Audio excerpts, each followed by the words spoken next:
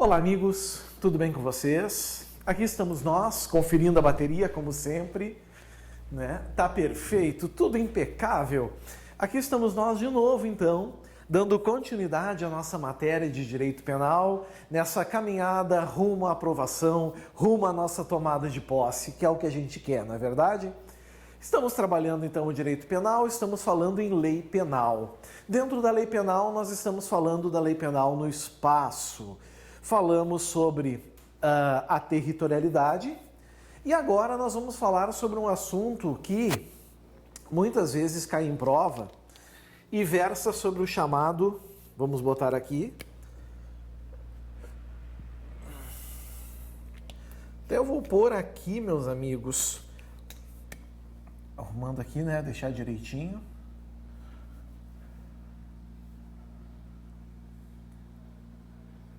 Tempo. Opa, que coisa feia, tempo já foi. Lugar do crime. Lugar do crime. Bom, quando nós queríamos saber algo relacionado a tempo, a gente lembrava que a pergunta que nós deveríamos fazer era relacionado a quando, né? Quando tal coisa ocorreu, quando tal coisa aconteceu. Agora, quando a gente quer saber algo relacionado a lugar, a nossa pergunta já muda, né? A primeira palavrinha já muda. A primeira palavrinha que a gente tem que usar aqui é onde. Onde o crime ocorreu, onde o crime aconteceu. Certo? É isso que a gente quer saber agora. Onde esse crime se deu? Bom, aqui, meus amigos, a gente também vai estar trabalhando sobre DPI. O que quer dizer DPI? DPI quer dizer Direito Penal Internacional, certo?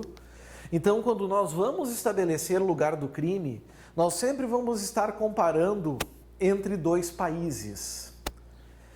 O que nós estamos falando aqui não é, de regra, tratado por fatos ocorridos no Brasil, somente no Brasil, mas sim relacionados a uma pluralidade de locais. Então, nós vamos ter crime único e pluralidade de estados, de nações.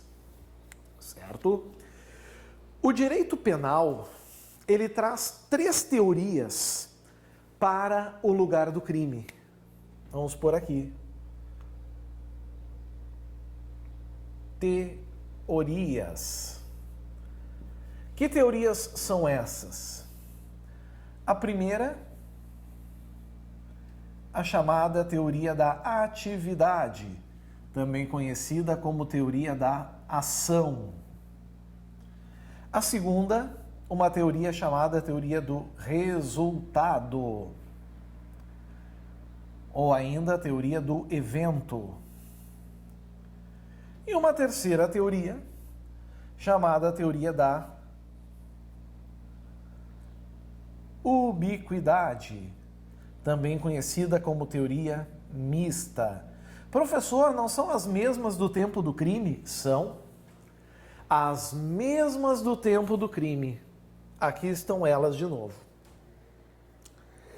Bom, o que diz a teoria da atividade?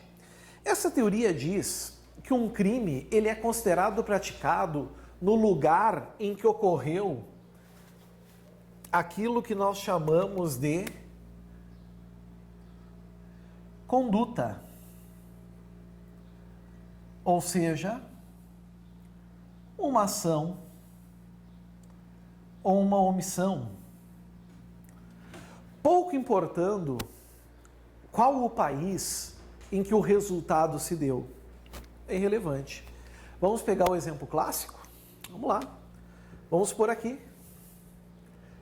Tício, lembrem dele? Aqui está ele. Desfere uma facada em Caio, que vem a óbito. O Tício deu a facada no Brasil. O Caio vem a morrer no Chile. Para a teoria da atividade, é muito fácil a gente saber qual é a teoria que está sendo aplicada. É muito fácil e é muito tranquilo. A teoria aplicada para a teoria da atividade aqui, o país que é considerado o lugar do crime, é o Brasil. Por quê? Porque é onde ocorreu a conduta. Se deram conta? Onde ocorreu a conduta, pimba, tá aqui, tá resolvido. Bueno, a teoria do resultado, ela diz exatamente o contrário, né? Diz que o que importa é o país do resultado, do evento, da consequência. Aqui está. Então, para essa teoria, pessoal, nós vamos ter uma inversão de papéis aqui. Inverte-se os papéis. Facada no Brasil, morte no Chile. Para a teoria do resultado, é no Chile que o crime foi considerado praticado. Porque a morte, o resultado se deu lá. E agora, nós vamos ter, claro, a teoria da ubiquidade omista. Para essa teoria, meus amigos, tanto faz como tanto fez. O que eu estou querendo dizer? Para essa teoria, o crime é considerado praticado tanto faz se no lugar da conduta ou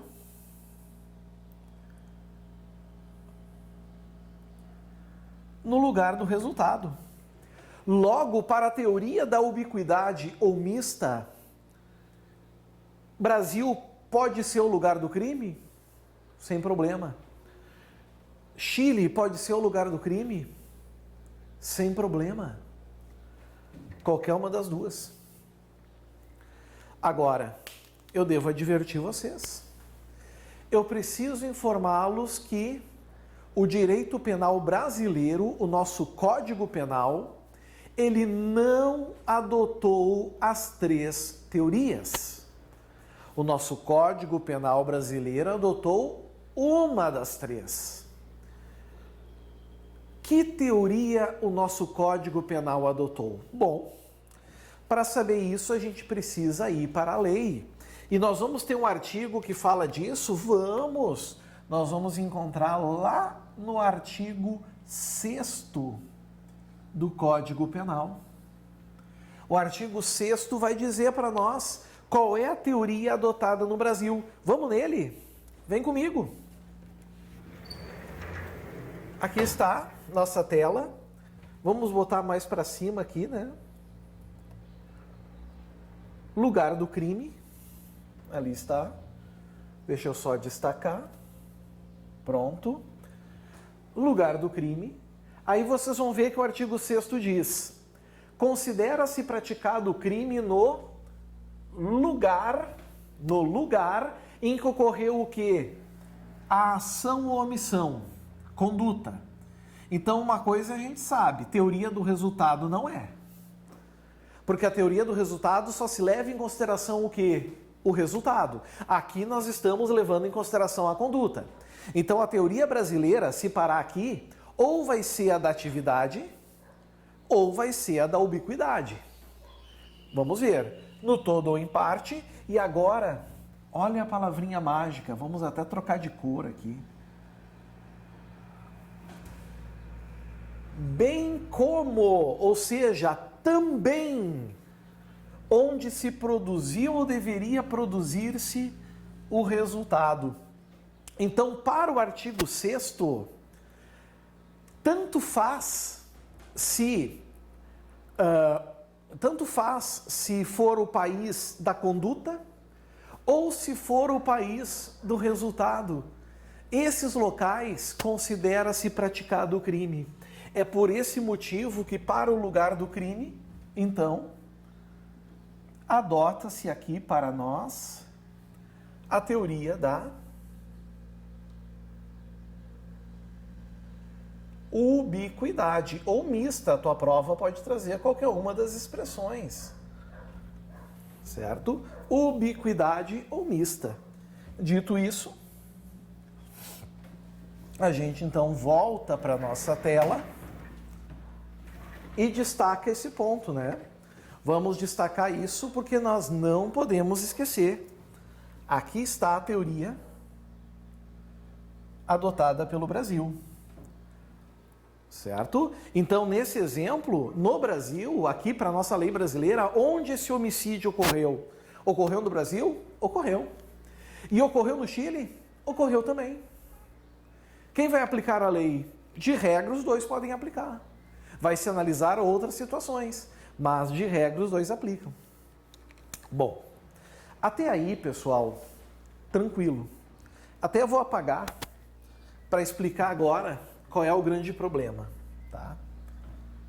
Eu vou apagar agora aqui para explicar para vocês.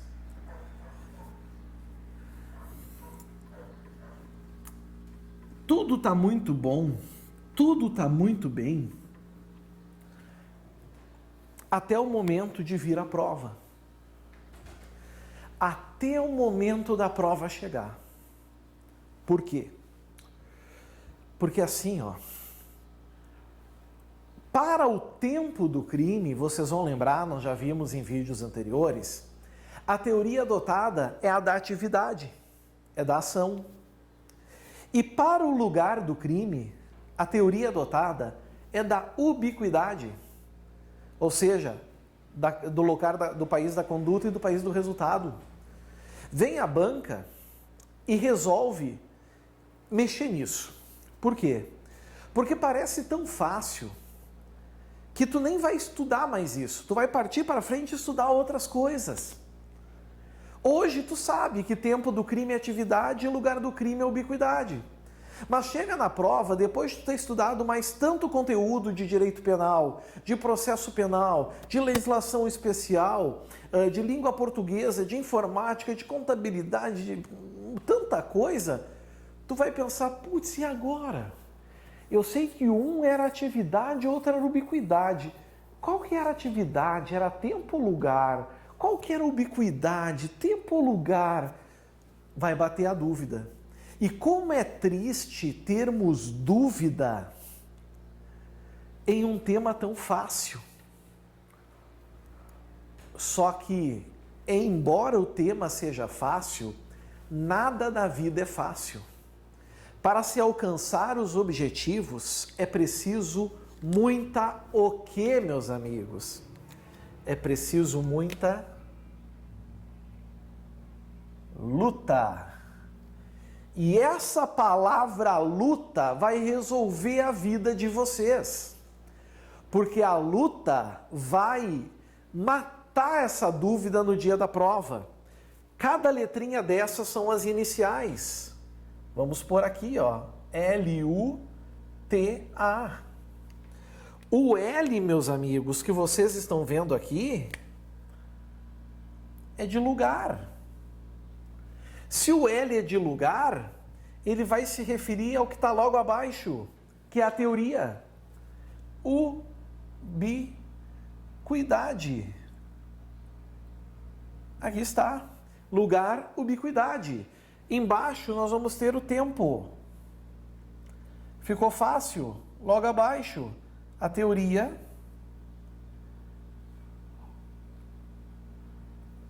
Atividade. Está ali. Então a luta mata a questão. Certo? Vocês não vão mais errar a teoria para o tempo do crime e a teoria para o lugar do crime. Agora eu vou apagar e vou dizer uma coisa para vocês. Mas eu vou dizer fazendo uma pergunta. Sim, pessoal. Vocês acham que as bancas são trouxas? Será que vocês já não se deram conta, e a banca também não se deu conta, de que a luta está manjada? Que se a banca trouxer essa questão, a maioria esmagadora dos candidatos vai acertar? E se a esmagadora maioria dos alunos acertam, dos candidatos acertam, não tem sentido. A banca faz questões para eliminar, não para acertar. Concordam comigo? Então é evidente que isso, a tendência é cada vez cair menos, como já tem caído menos a questão da luta. É a obrigação saber, até porque é fiasco errar, mas é preciso agora ir além. E nós temos que fazer o quê? Nós temos que nos antecipar à banca. Então, meus amigos, olha o que eu vou botar aqui. Eu vou botar assim, e eu gostaria que vocês também colocassem aí no caderno de vocês, ó. Lugar do crime, tá? A teoria é da ubiquidade. Só que olhem o que eu vou botar do ladinho da ubiquidade.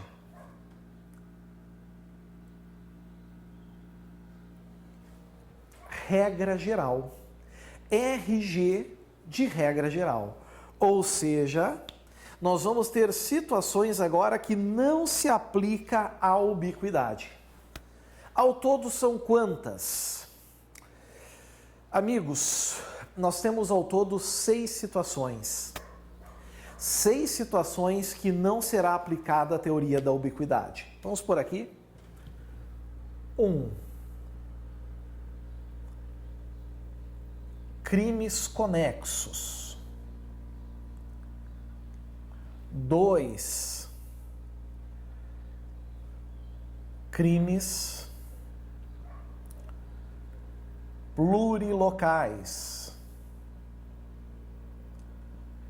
3.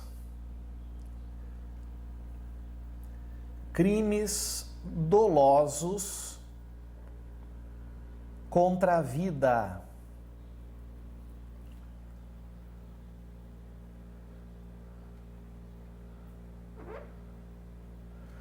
4. Impo, que são as iniciais de infração de menor potencial ofensivo. Infração de menor potencial ofensivo. 5 são os crimes falimentares.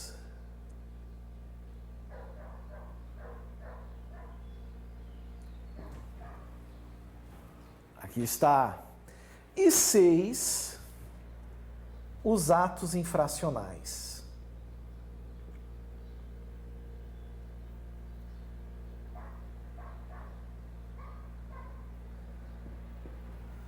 Aqui está. Esses casos, uma coisa a gente já sabe, e vamos matar aqui. O que a gente já sabe, senhores? Que esses casos não se aplica a ubiquidade. São exceções. Agora vamos ver como funciona. Crimes conexos. Primeiro, o que são crimes conexos? São crimes que possuem um vínculo entre eles, certo? Crimes conexos têm um vínculo, tá? Por algum motivo eles têm uma relação entre eles. Nesses casos, pessoal, por não ser unidade delitiva, tá? Nós não podemos aplicar o princípio da ubiquidade. Cada crime vai ser processado e julgado no seu país e é lá que ele é considerado praticado. Por exemplo, tá? Eu pratico um furto no Brasil e um indivíduo adquire esse produto na Bolívia, sabendo que é produto de crime. Vejam, por que são crimes conexos, conexão intersubjetiva? Porque se não fosse o furto, não era a receptação. O que é o crime de receptação? Adquirir coisa que tu sabe ser proveito de crime. Ora, se porventura não fosse furto, não era receptação. Então nós temos crimes conexos. Nesse caso, certo? O furto foi considerado praticado no Brasil e a receptação é considerada praticada no Chile. Certo? Nós não temos aqui, então, uma unidade delitiva, um crime único para estabelecer como teoria da ubiquidade. Certinho? Ficou fácil, né? Aqui ficou tranquilo. Bom, Segundo exemplo, crimes plurilocais. O que seriam? Crimes plurilocais, meus amigos, são aqueles crimes que são praticados no mesmo país, certo? Até vou botar aqui. Mesmo país,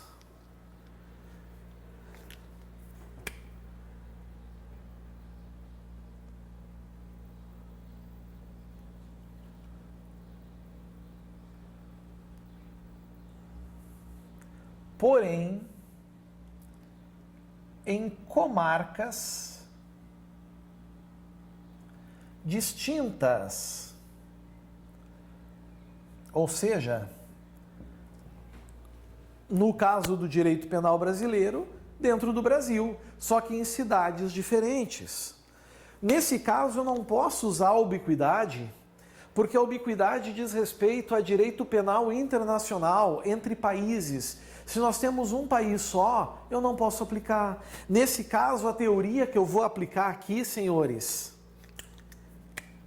é a teoria do resultado.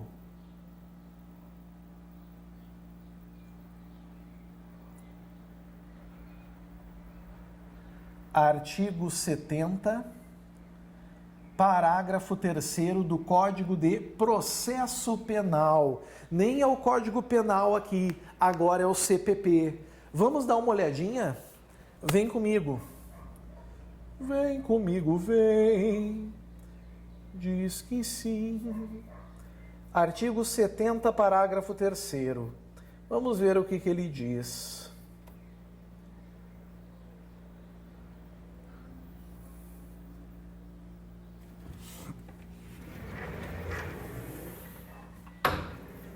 Olhem lá, da competência pelo lugar da infração.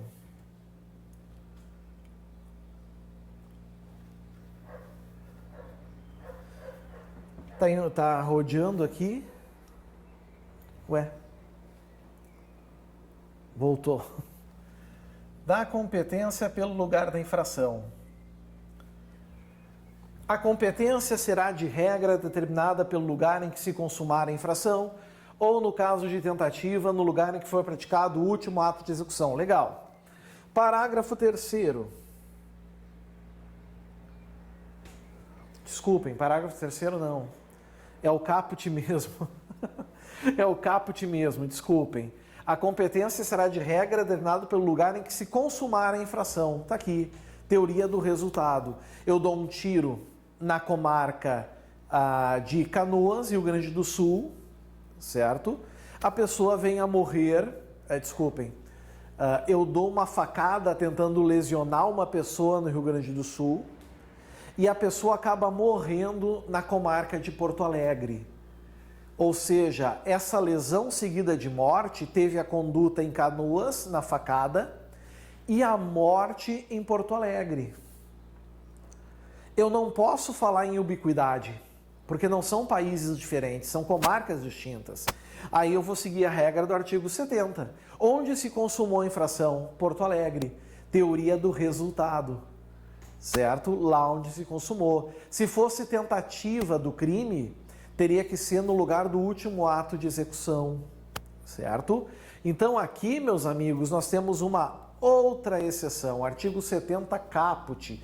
Até vou corrigir aqui na tela que eu tinha botado o parágrafo 3º e eu gostaria que vocês corrigissem também. Não.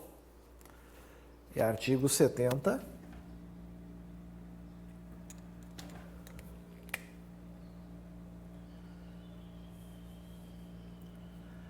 Caput do Código de Processo Penal. Aí está. Certinho? Vencido também aqui o caso dos crimes plurilocais. Comarcas distintas, leva-se em consideração onde houve a consumação do delito. Teoria do resultado. Próximo, crimes dolosos contra a vida. Que crimes são esses, pessoal? São os crimes intencionais contra a vida de alguém. Homicídio, infanticídio, aborto, induzimento, instigação ao suicídio. Esses crimes são julgados pelo Tribunal do Júri. Eles são processados e julgados pelo júri popular.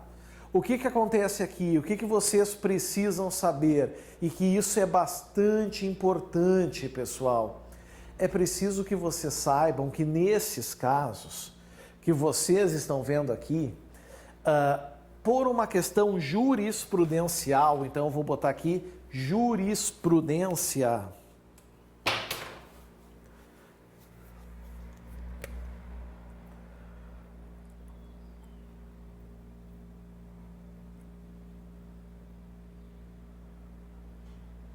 A teoria adotada, pessoal, é a teoria da atividade. Onde os fatos ocorreram, certo? Não é onde os fatos ocorreram e o resultado ocorreu, não. É onde os fatos ocorreram. Por quê? Porque o objetivo aqui, meus caros, é saber de verdade o que aconteceu. É a chamada verdade real, que é o que os jurados precisam saber. É muito mais fácil buscar as provas, tudo o que ocorreu, testemunhas e tudo mais, no local dos fatos. Não tem sentido deslocar testemunhas, por exemplo, para outro lugar. Então, nesse contexto, prevalece o entendimento aqui, então, da teoria da atividade. Exatamente por essa facilidade, certo? E busca da verdade real. Não tem sentido ser o contrário. Imagina um camarada no escuro procurando alguma coisa. Aí chega um guarda e diz assim, o que está fazendo, amigo, aqui? E ele, estou procurando minha chave que eu perdi. Ah, e tu perdeu aqui? Ele diz, não, eu perdi mais lá adiante. E o cara diz, o guarda, mas então por que tu está procurando aqui? Ele diz, que aqui está mais claro, lá está muito escuro. Não tem sentido, concordam comigo? Ou seja, meus caros, a gente precisa ter a facilidade, a lógica. Por isso, crimes dolosos contra a vida, a teoria da atividade. IMPO, infração de menor potencial ofensivo. Contravenções e crimes cuja pena máxima não ultrapassam 2 anos. Aqui, a teoria adotada é a teoria da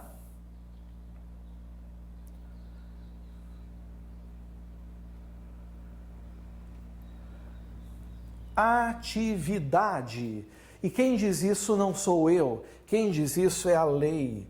Artigo 63, Lei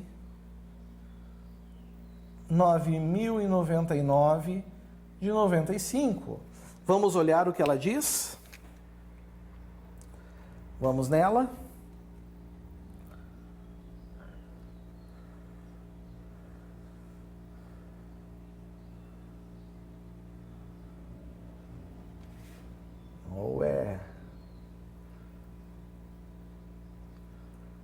Pronto. Lei 9.099 abriu a Lei dos Juizados Especiais Criminais. Vocês vão ver lá no 63 a receitinha.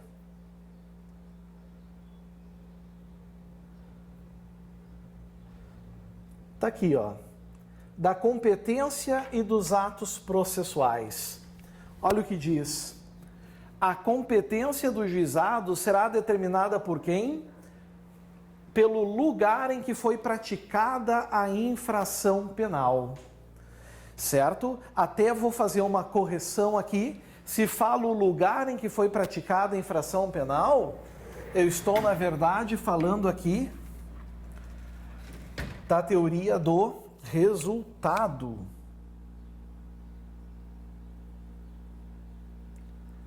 Toda vez que aparecer em prova a palavra pelo lugar em que foi praticada a infração penal, só diz isso. Saibam que nós estamos falando da teoria do resultado. Está aqui.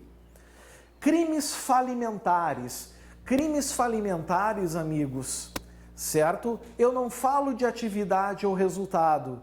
Quem vai determinar o lugar do crime é o juízo que foi decretada a falência ou a recuperação judicial. Isso está no artigo 183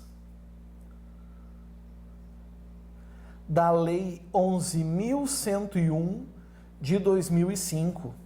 Vamos ver o que a lei diz para nós? Artigo 83 da Lei 11.101. Vamos lá. Artigo 183, aliás. Vamos nele. Estou aqui jogando os dados. Opa! Vamos aqui. Muito mais fácil.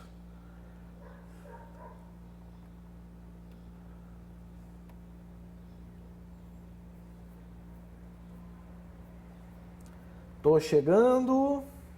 Opa, passei a 1000. Está aqui.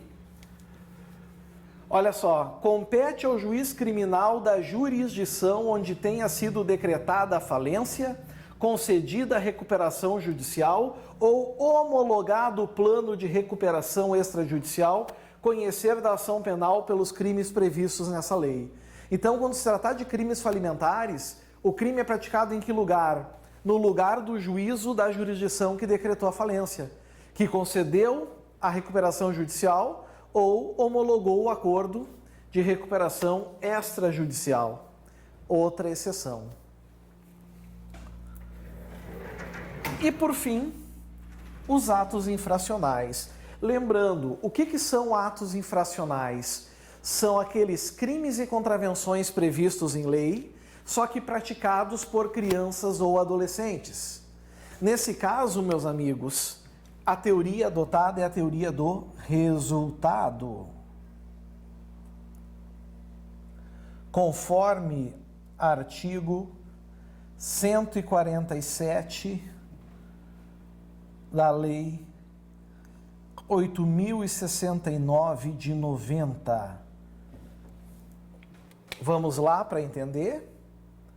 Vamos pegar a Lei 8.069, né, conhecida, o ECA, Estatuto da Criança e do Adolescente, e vamos lá no artigo 147, vamos ver o que ele diz.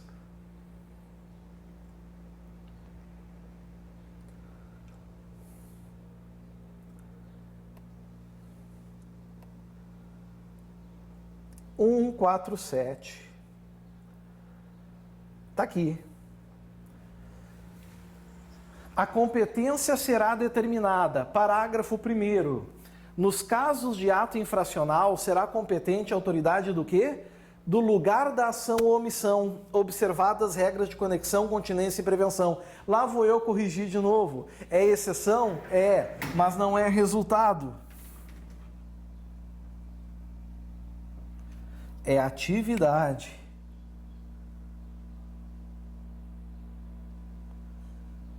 Agora sim, atividade. E aí ficou a estrutura no quadro, meus amigos. Crimes conexos em cada país.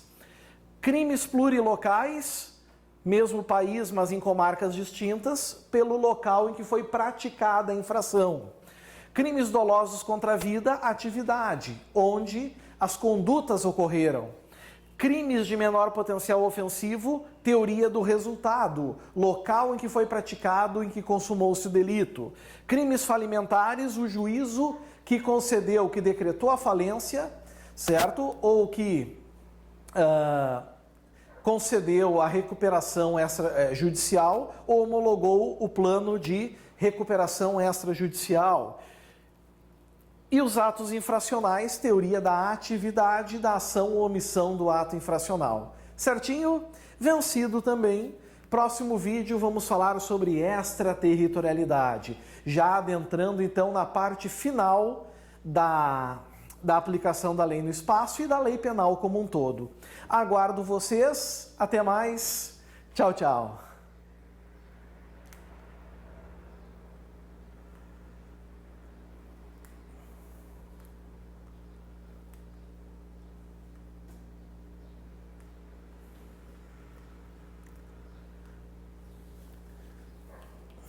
Conforme eu mexo a câmera,